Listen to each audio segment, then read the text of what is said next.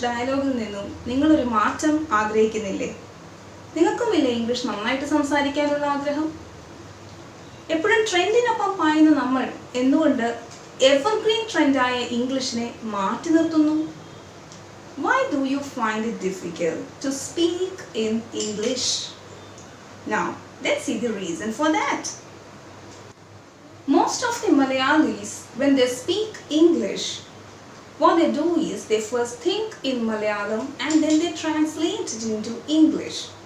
So what happens is that speaking is not an automatic process for them. So it takes a lot of time for them to frame a sentence in good shape. In between, the brain also gets confused while translating the sentences from Malayalam to English.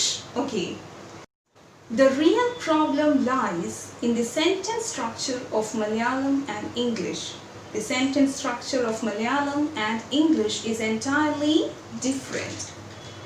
We know that the sentence structure of Malayalam is subject, object, verb, SOV, and we all are familiar with the common cliche example.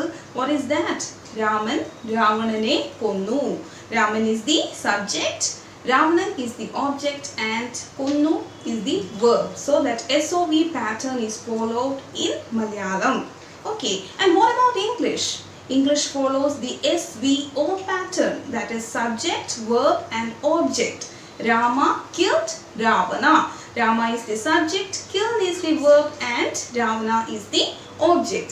So this difference makes a lot of confusion while translating a sentence from Malayalam to English. Okay, so this becomes a big obstacle while speaking English. The only solution to this problem is to practice thinking in English.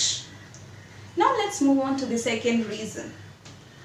I have seen many schools, colleges, and even spoken English classes. They used to spend most of their time teaching English grammar. And in my opinion, to speak English effortlessly and fluently, it's better not to focus on English grammar. We should go for the basics. There's no problem. You should learn the basics of English grammar, but don't completely stress on English grammar only. Okay. You must have seen tourist guides, shopkeepers, or people like that speaking confident English, which is impossible for the learned people. Do you know why it happens? It's just because their learning grammar comes their way and it becomes a great obstacle. Now let's move on to the third reason. We use the same phonology and intonation that we use for our own language, and it seems as we are speaking our own language but replacing the words with English. It's actually not our fault. It's the fault of our academic system. That's why we are not aware of what phonetics is, what phonology is, what intonation is. Okay, so let's keep all these reasons aside and let's see how a child learns his mother tongue.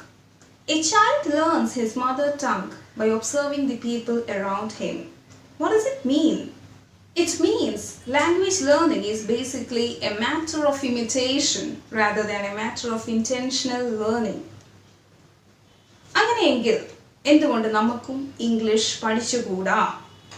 ഇങ്ങനെ imitate ചെയ്ത് ഒരു കുട്ടി പഠിക്കുന്നത് പോലെ ഒരു ചെറിയ കുട്ടി എങ്ങനെ അവൻ്റെ മാതൃഭാഷ പഠിച്ചെടുക്കുന്നുവോ അതുപോലെ വാക്കുകളിൽ നിന്നും ഫ്രേസസിൽ നിന്നും സെൻറ്റൻസുകളിൽ നിന്നും വലിയ വലിയ സെൻറ്റൻസുകളിലോട്ട് നമുക്കും പോകാം, നമുക്കും പഠിച്ചെടുക്കാം ഇംഗ്ലീഷ് അനായാസമായി സംസാരിക്കാം. അങ്ങനെയെങ്കിൽ learn spoken English with study smart English.